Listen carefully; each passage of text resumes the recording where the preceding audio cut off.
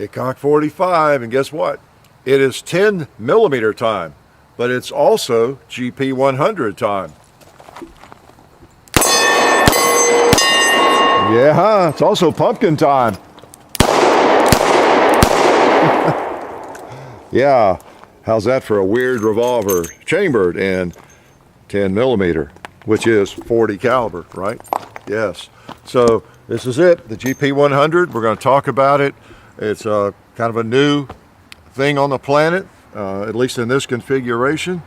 So GP100, we have done several episodes on the GP100, 357 Magnum, I think 44 Special, and 2 or 3 on 357 Magnum. I was looking around. The first one we did was 8 years ago.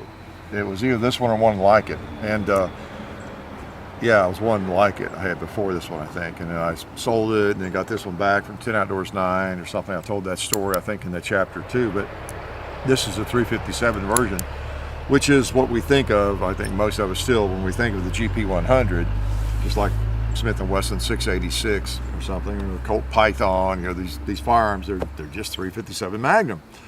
Well, not these days so much, really, right? They're liable to pop up chambered in something totally different. It's like the Red Hawk now. You can get in different chamberings. You can get one of these now, 44 Special, 10 millimeter, and that sort of thing. So those were some just range ammo, American Eagle I fired at the beginning. I've got some of those loaded up, so I'll shoot some more of those. And I thought I might even try 40. You know, you can shoot 40 Smith & Wesson in one of these if you want to as well. Be aware of that. If you're not aware of that, the 40 Smith & Wesson case is essentially the same as the 10 millimeter case. 10 millimeters is longer. Now you can't fire them without the moon clip. You can I put a 10 in there. Now 10 millimeter, we can load it up and shoot it. In fact, guess what? Let's do. Okay, without the moon clip, you can actually do that. And I love that. Just head spaces there in the chamber. Close it. It looks like they're not seated deeply enough, but they are. Works. Okay. We'll take a couple shots like that, just to prove to you I'm not lying like I usually am. Oh, okay. I was doing a little flinchitis there. I was practicing my flinch. You know, if you go for several days in a row and shoot a lot and you're just not flinching, you don't get any practice flinching. So I wanted to do that. So you see, if you do that, your ejector, this might be a little lesson for some people too, no charge. Your ejector doesn't work if you just stick them in there like that. That's why you need the moon clips. And that's why revolver cartridges have a rim. And these were designed, of course, for semi-automatics, you know, the 10 millimeter and 40. But they'll fire like that, which is nice to know. And depending on how dirty your firearm is, you have something handy like this, you can punch them out. It's not a really big problem, kind of like a Colt single action, right? Or any kind of single action, you just have to have an ejector rod. There's your ejector rod. Have it in your pocket, have a pencil or something, and you can still shoot. And, you know, if you're not, you know, in competition, you're just going out to plink 20, 30, 40 rounds, you really don't need the moon clips, you know. But they're handy. So got one free here. I can put something different in if I want to. So anyway, yeah, 10 millimeter, you know, GP100. Why would anybody want that? I don't know. I'm not here to sell it or tell you you need a 10 millimeter in one of these. It's just a new offering, kind of interesting, and I thought you might want to see it and might want to even know, believe it or not, what we think about it. Okay. And I'm not sure what I think about it. I kind of like it so far. I'll tell you what hit me. I got it in, and I've had it for a little while. I had it in the safe and haven't really looked at it. Let's see. Yeah, I got this when my arm was broken. My hand, I keep saying arm. And I've had it for a while. And I pulled it out a couple of different times. I didn't really look at it for a few days, though, because I really couldn't shoot it well. And wasn't planning to do a video with it, mainly. And I got it out to shoot it some, see when I opened it up, and I thought, oh, holds 6. For some reason that surprised me. I think I was thinking it was a 5-shot, like 44 Special. So it does hold 6 rounds. It does, you can see, right? it holds 6. And so, you know, quite often when you move up from 38 357 in a, you know, mid-size revolver like this, you know, like with 44, you end up with 5 rounds. You lose a round, which is big when it just holds 6 to begin with, and you lose one of those and back down to 5. Okay, so that's offensive to some people. So that's kind of a plus. It holds 6 rounds. So then capacity is not an issue if you're trying to decide on a GP100 and you know, I don't know, what do I want? 357 Magnum, or do I want 10 millimeter maybe? So same capacity. And then in terms of power, if you're looking for a defensive firearm, I don't know how you could go wrong really with either one. Because look at that, if you're shooting a water jug defensively, it will take care of it. Or a 2-liter. Or a paint can full of water with a snake on top. There you go. I should have saved that for one of those really hot ones. Let's smoke a little pot. Oh yeah, let's hit a pumpkin. Ooh, missing. I flinched again. Okay, the grip is not my favorite, but it's okay. I have to get used to it. So now it will eject because those are in a moon clip. So they're quick to come out and quick to reload. All right. So as I was saying, you know, unless you hate 10 millimeter, if I didn't have one of these GP100s and I thought I wanted one, I don't know. It's hard to beat 357, you know, because you shoot 38s and you don't have to have clips, moon clips, and you know, that sort of thing. Of course, you don't have to have them with this one either, like I said, but then they don't eject the same way. So I don't know. I think it might appeal to a fair number of people because, as I was saying, I brought some 40 out here. A lot of people still have firearms that fire the 40 and shoot 40. It hadn't died totally, right? So these moon clips, you have to use them with this, like I said, because that case is not going to reach far enough to headspace, you know, in the chamber mouth. I probably shouldn't shoot too many of these before I shoot the 10s I'm going to shoot, because like a little bit like shooting 38 special in a 357 or 44 special in a 44 Magnum. You know, you're shooting a shorter case, you know, in there, so you get dirt in there where the 10 actually needs to be. The case, when you go back to it, you may get a ring of carbon and crud there, so you don't want to do too much of that before you have your fill of the longer rounds, right? But this is 40, and you know, I haven't shot them yet, but I mean, I know it works. Same case. All right, let's shoot this target over here.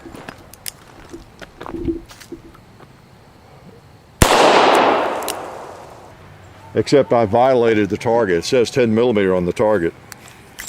Well, actually, the diameter is 10 millimeter. Okay, so they're both 10 millimeter. They're both 40 caliber. That's how you look at it, right? So anyway, you can use 40 if you want to. That might be an option too. If you know, again, if you've got a couple of 340 Smith & Wesson pistols and you like revolvers and you want to get GP100, you're trying to decide what chambering, you know, to get it in or something, you know, so I don't know, just, you're the one who knows you and what you like. How's that for profound? And what might appeal to you. It's a pretty nice gun. The GP100, of course, has the low mount Novak sights on it, and according to the specs, those are Novak sights on the front. That fiber optic, that's a pretty nice sight. It's got kind of a big dot, and you got the cool grips there. The wood looks more like walnut than some of the Ruger grips. 3-inch. Yeah, I mean, it's a GP100. Nothing earth-shatteringly different, really. I've never been totally crazy about the grips on a lot of the Rugers, the GP100 included. Some people like them a lot, but there's something about the rubber and the wood combination that doesn't do anything for me.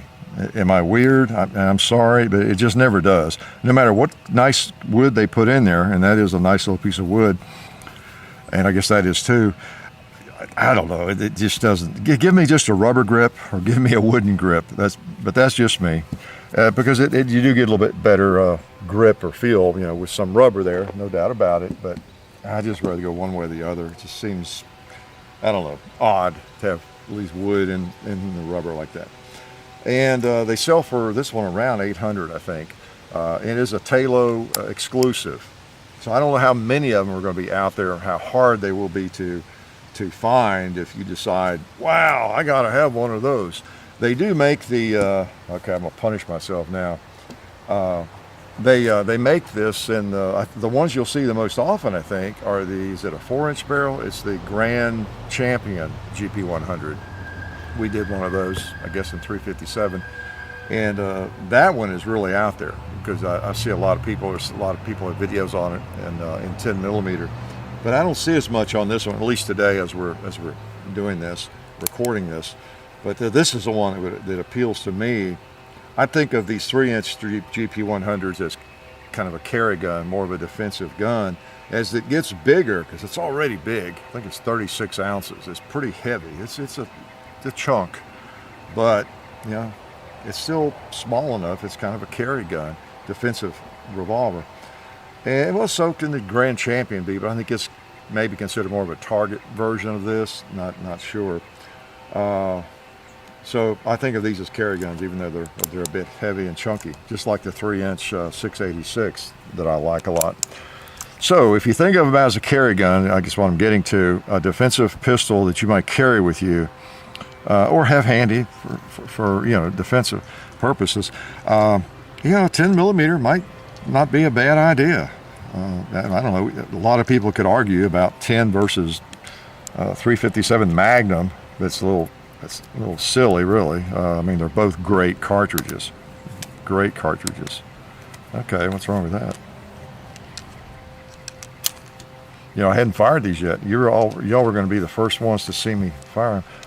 Hope this isn't one of those situations where the nickel cases create a problem.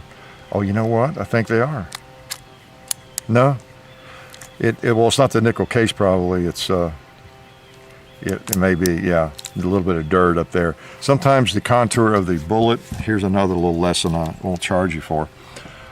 If the bullet has this looks like about the same shape, might be just a tad fatter. For example, kind of what I'm getting at. Do I have a pointer? I've got a pen. If right here on an actual bullet, if it, I don't know, it's what would you say? It is still fat closer to the tip, put it that way, rather than contoured and angled more. It might hit the chamber and need more space in there further forward than even a chamber allows. I discovered that with the Charter Arms Bulldog recently. You cannot chamber the 44 Special lead bullets that I get from Federal. It won't chamber them. They won't go in far enough. It's funny because it's a 44 Special. So sometimes you do end up with that sort of thing. The contour of the actual bullet, okay? Just to make you aware of that. And it doesn't take much difference at all. It could be a difference we can't even see there. You know, we could maybe discern it with a micrometer. But anyway, that was just, might have been what that sort of is. I don't know. Okay, but it looks like it's going to be all right. Unfortunately, now I've got to shoot the things, and they're going to be loud, and they're going to kick. Hey, let's finish off this pumpkin with one of these things. All right.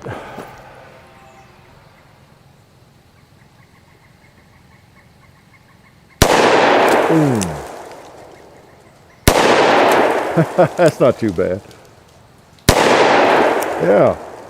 You notice in the burn barrel we have one hole. It's from a 54 caliber Hawken, the new burn barrel. Let's put a 10 millimeter hole in it or two.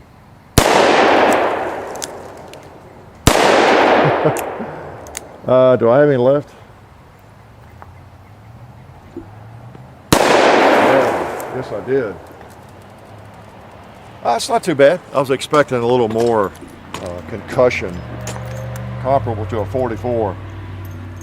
So, okay, so again, those are the trophy bonded 180 grain jacketed soft points. Those are real 10 millimeter. All right. A lot of people don't consider most of the range ammo that's available as real 10 millimeter. There are a lot of people who are they're snobs like me, but they're 10 millimeter snobs. Okay. And I understand the point. If you're going to shoot 10, shoot 10.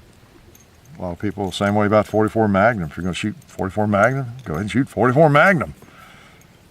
kind of thing. So depends on how much you shoot and what you're doing. It is nice to have some modern ammo for range work quite often. I'll admit that. It's fun if you're going to shoot a lot. And you have a lot of people who are going to shoot your firearm. And if every time you touch off the trigger, it's like a nuclear explosion and incredible recoil, not a lot of fun, generally. Although it is for some people. I've known some people that it is. Okay, let's just shoot these. Let's come out of the holster again. This is a defensive pistol. So let's put him back in the holster. All right. All right. I see a varmint or a desperado down there. Oh, I got him. Dead center. Let's try that cinder block. Oh, I'm going to have to cock it. Getting dirty.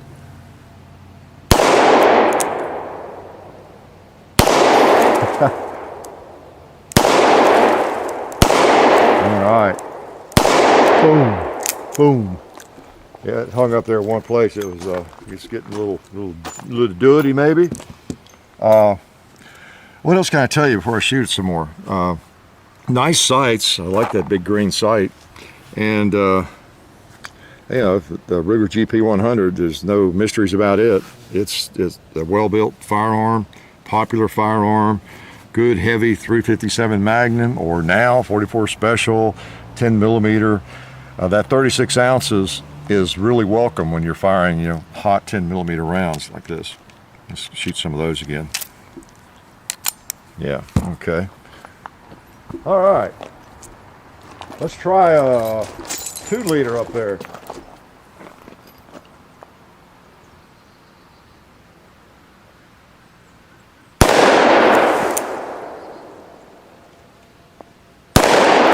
Let's try the gong. We have neglected him.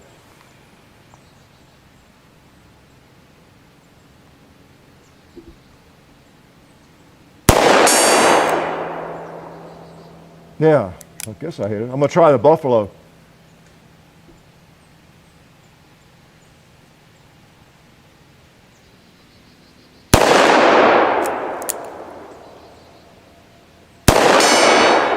Boom, there he went. 10 millimeter buffalo kill. Do I have another one? I'm gonna try the gong again. I didn't hear him very loud.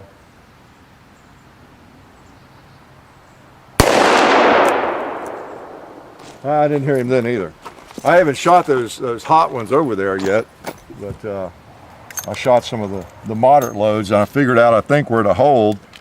So I'm going to kill a ram. Well, let's get the gong first. Make sure he gets a hit.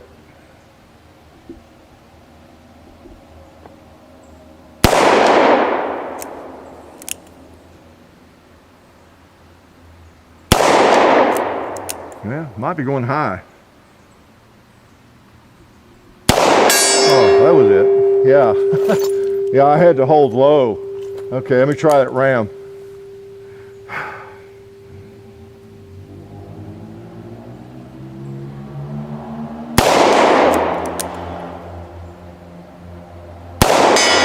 Yeah, got to hold on the bottom. Got one more round. Who wants it here? How about some bowling? We've not done any bowling yet.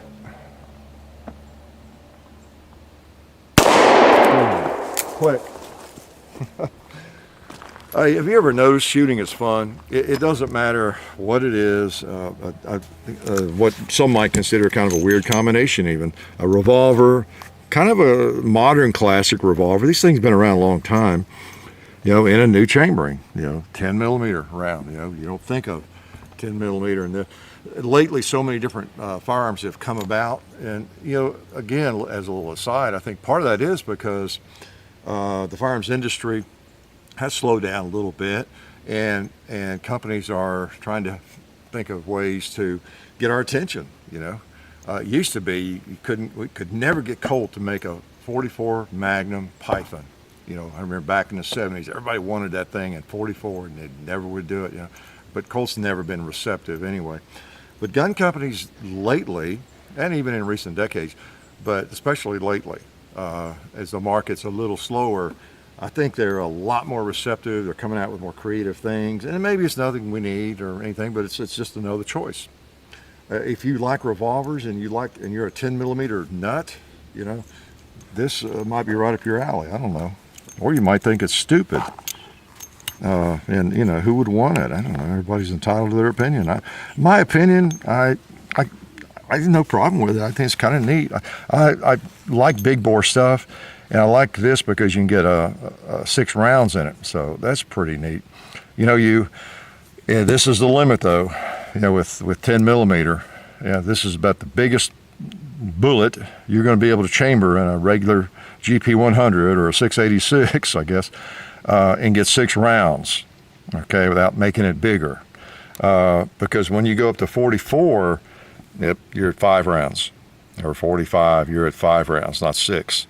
See, but with this, you can still get 6. And 40 is a nice little jump. I mean, if caliber size is important to you, because, you know, you do realize 357 Magnum is actually 36 caliber, okay? 357, it's 36 caliber. So, and this is a true 40 caliber, you know, 10 millimeter and 40. What a earth-shattering piece of news. 40 caliber is 40. It really is 40 though, unlike some things. Like a 44 is actually 43 caliber, okay? 429, 430, so it's 43. So you get up to 44 special, even though it's just 43 caliber, it's just 3 points bigger than this. You got to take a round out of that cylinder. So 10 millimeter, 40 caliber, you still get 6 in. So to me, that's kind of an attractive thing there, okay? And I've shown you, I loaded one of these while you're watching, didn't I? We'll just shoot maybe another round here. We'll let y'all get to dinner, quit yakking at you. But an interesting gun. I think it will appeal to some people. It's kind of a why not. There's nothing wrong with 10 millimeter.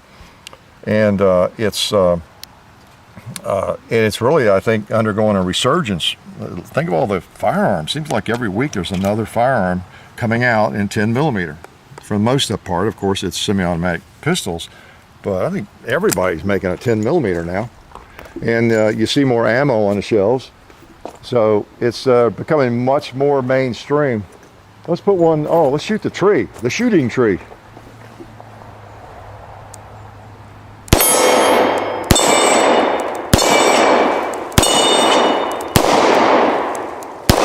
Okay, all right. I was again getting into something about the grip makes me want to pull down. I've got to load 6 more. Okay, makes me. I don't even need the moon clip. I can just put them in there. I have to shoot this thing more to get out of that. I don't know, kind of a jerking the trigger or something. I don't know, it was flinching or what. But the grip's kind of small, which I normally like. I just have to get used to them. All right, hold it on target here.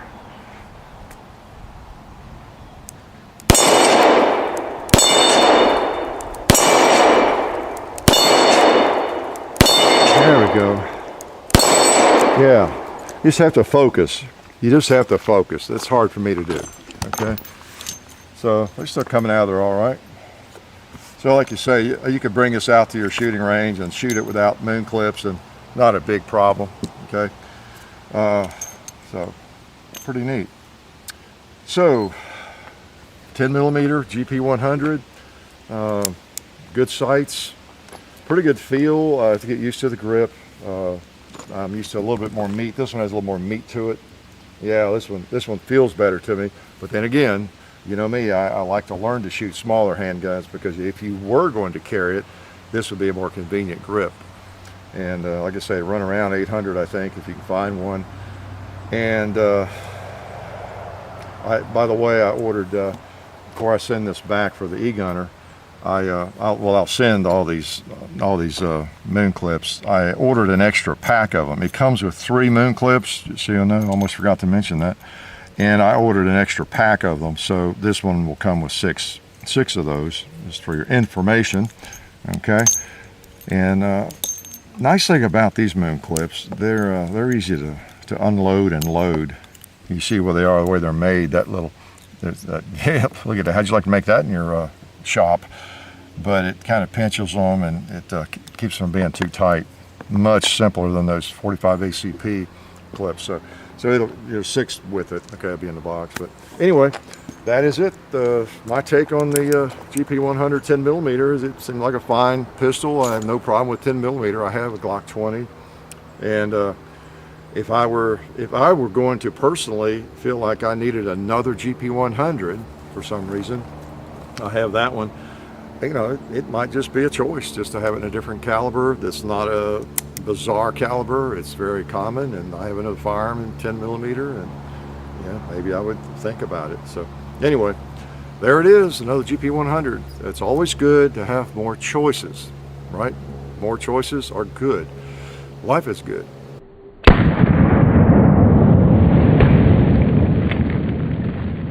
Welcome to the end of the video. Just clear out this pumpkin for our annual pumpkin carving video.